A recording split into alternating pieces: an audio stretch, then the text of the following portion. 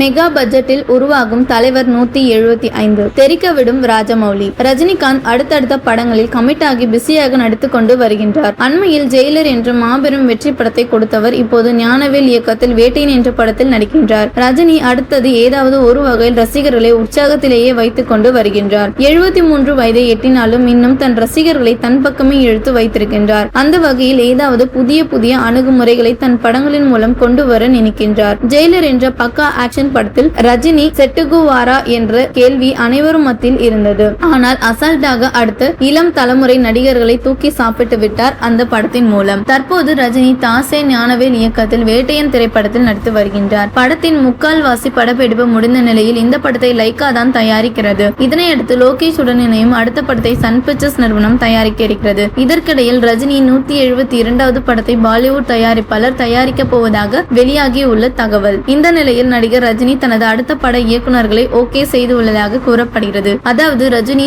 173 மற்றும் 174 படங்கள் மாரி செல்வராஜ் மற்றும் நெல்சன் இயக்க இருப்பதாக தகவல் வந்துள்ளன. அதனைத் தொடர்ந்து 175வது திரைப்படத்தை சங்கர் அல்லது ராஜமௌலி இயக்கலாம் என கூறப்படுகிறது. மிகப்பெரிய பட்ஜெட்டில் தலைவர் 175 திரைப்படம் உருவாக இருப்பதாக கூறப்படுகிறது.